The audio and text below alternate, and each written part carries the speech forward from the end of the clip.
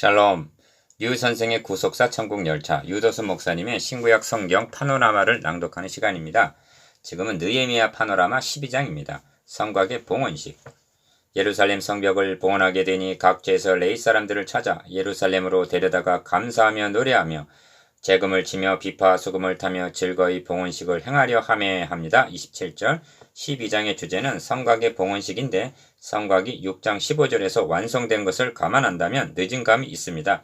느헤미야가 시간순으로 기록하지 않은 것일까요? 그러나 성경이 말씀하고 있지 아니한 것을 구태여 추측할 필요는 없습니다. 봉헌식을 거행할 여건이 이제야 성숙되었다고 봄이 타당할 것입니다. 이 점을 봉헌식으로 직행하고 있지 아니하고 먼저 제사장과 레위인의 계보를 말씀하고 있는 데서도 확인할 수가 있습니다. 인간은 언제나 조급하고 내세우려고 서두르지만 성령께서는 차근차근 일을 이루어 나가십니다. 12장은 세 단원으로 나눌 수가 있습니다.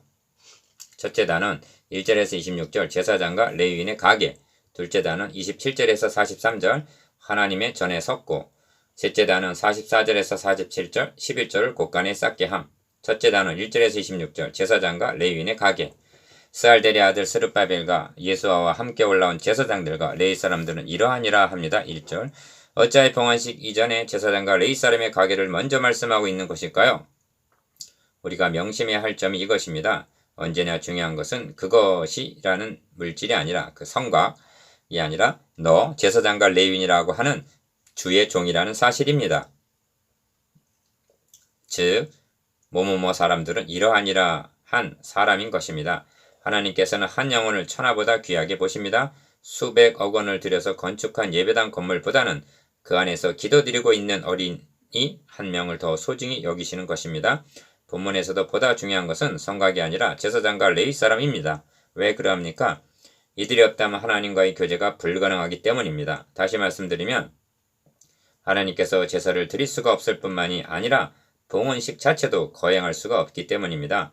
제사장, 그는 하나님과 인간 사이의 유일한 중보자로 세움받은 자인 것입니다.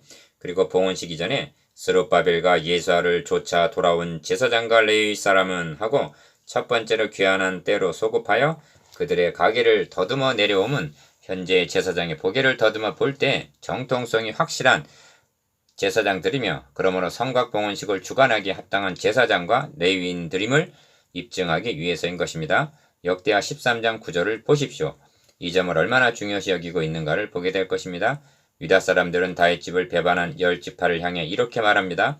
너희가 아론 자손인 여호와의 제사장들과 레위 사람들을 쫓아내고 이방 백성들의 풍속을 쫓아 제사장을 삼지 아니하였느냐? 누구를 막론하고 어린 숫송아지 한 마리와 숫양 7마리를 끌고 와서 장례를 받고자 하는 자마다 험한 신들의 제사장이 될 수 있도다 합니다. 누가 그렇게 했다는 것입니까? 북쪽 이스라엘 곧 여로보암이 그렇게 한 것입니다. 그러나 우리에게는 여호와께서 우리 하나님이 되시나니 우리가 그를 배반하지 아니하였고 여호와를 섬기는 제사장들이 있으니 아론의 자손이여 또 레위 사람들이 수종들어 매일 아침 저녁으로 여호와 앞에 번제를 드리며 분향하며 또 깨끗한 상에 진설병을 놓고 또 금 등잔대가 있어 그 등에 저녁마다 불을 켜나니 우리는 우리 하나님 여호와의 계명을 지키나 너희는 그를 배반하였느니라. 역대하 13장 10절 11절라고 합니다. 이러한 제사장을 가졌다는 것은 축복이며 자랑이 아닐 수가 없습니다. 그러므로 7장 64절에서는 보게 중에서 자기 이름을 찾아도 얻지 못한 제사장들은 부정하게 여겨 제사장의 직분을 행치 못하겠다고 말씀하고 있는 것입니다. 그러므로 도표를 보시면 책에 기록되었으니 하고 이들은 합당한 자임을 입증하고 있는 것입니다. 둘째 단원 27절에서 43절 하나님의 전에 섰고 드디어 성곽 봉헌식을 거행합니다.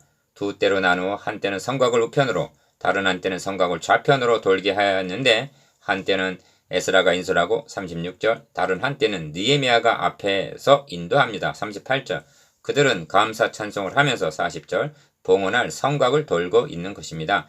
그리고 드디어 두 때는 하나님의 전에서 만나 하나님의 전에 섰고 합니다. 40절 이제 봉헌 예배가 드려지는 것입니다. 얼마나 멋있는 봉헌식입니까? 나팔이 울려 퍼집니다. 41절 크게 찬송을 합니다. 42절 크게 제사를 드립니다. 43절 심히 즐거워하고 크게 즐거워하였다고 말씀합니다. 부녀와 어린아이도 즐거워하였으므로 예루살렘이 즐거워하는 소리가 멀리 들렸느니라고 말씀합니다. 41절에서 43절 이처럼 감사하며 찬양하며 봉헌식을 거행함으로 남녀노소를 물론하고 다 크게 즐거워할 수 있었던 것은 8장에서 10장까지 해서 단행된 철저한 개혁 운동이 있었기 때문으로 여겨집니다. 생각해 보십시오. 낭독된 하나님 말씀에 자신들을 비추어 죄를 자복하는 회개운동을 통감이 없이 6장에서 성곽 역사가 피력하자마자 봉헌식을 거행했다면 이러한 즐거움과 감격을 맛볼 수가 있었겠습니까? 그래서 봉헌식이 이제야 드려지게 된 것입니다. 느헤미야는 성곽 봉헌식의 기쁨과 즐거움을 극대화시키고 있는 것입니다. 이런 뜻입니다. 예배당 봉헌식을 먼저 거행을 하고 이어서 심령 부흥회를 개최하는 것이 상례인데 이것은 순서가 바뀌었다는 것입니다. 봉헌식에 앞서서 심령 부흥회를 통해 철저하게 회개하고 자복함의 결단을 한 후에 봉헌식을 거행한다면 그 봉헌식이 하나님 앞에 얼마나 받으심직한 봉헌이 되겠습니까? 그리고 그 결과는 그야말로 크게 즐거워하는 큰 축제가 될 것임이 분명합니다. 왜 우리는 순서를 바꾸고 있는 것일까요? 첫째로 예배당 건축을 자랑하고 싶고, 둘째는 건축을 위하여 수고한 심령들에게 부흥회를 통해서 축복해 달라는 공로 의식 때문은 아닌지요. 셋째 단원 44절에서 47절, 11절을 곳간에 쌓게 함. 셋째 단원의 중심점은 11절을 모든 성읍 밭에서 거두어 이 곳간에 쌓게 하였다 하는 데 있습니다. 44절 중반절. 왜 그렇게 하였습니까? 제사장들과 레위 사람들에게 돌릴 것을 44절 상반절 주기 위해서였던 것입니다. 여기에 우리와 다른 점이 또 있습니다. 무슨 총동원 주일이니 무슨 축제니 하고 일과성으로 끝나는 경우가 많은데 느헤미야는 봉헌 축제가 일회성으로 끝나지 아니하고 지속되게 하기 위해서 율법에 정한 대로 시행하였던 것입니다. 제사장 레위인에게만이 아니라 노래하는 자들과 문지기들에게 날마다 쓸 것을 주었다고 말씀합니다. 그리하여 그 축제는 유지되고 지속될 수가 있었던 것입니다. 그리스도와의 만남, 신약의 진실성은 구약 성경이 증거가 되고 요한복음 5장 39절 구약 성경에 의하여 증명이 됩니다. 사도행전 17장 3절 반대로 구약 성경은 신약의 빛 아래서 해석할 때만이 그 의미를 깨달을 수가 있는 것입니다. 느헤미야서는 역사서입니다. 그 역사는 구속의 역사인 것입니다. 그리고 구속사의 주인공은 그리스도이십니다. 그러므로 본장에서도 성전이 되시고 제물이 되시고 제사장이 되셔서 하나님의 나라를 완성하심으로 봉헌하신 참고 고린도전서 15장 24절 그리스도를 만나야만 하는 것입니다. 그렇게 하지 않는다면 옛 이야기나 기껏해야 교훈으로 끝나고 마는 것입니다. 성경은 말씀합니다. 이제 한 말에 중요한 것은 이러한 대제사장이 우리에게 있다는 것이라. 히브리서 8장 1절 성경이 모두가 중요합니다. 많은 성경이 중요하다고 자증하고 있는 것은 이러한 대제사장이 우리에게 있다는 점입니다.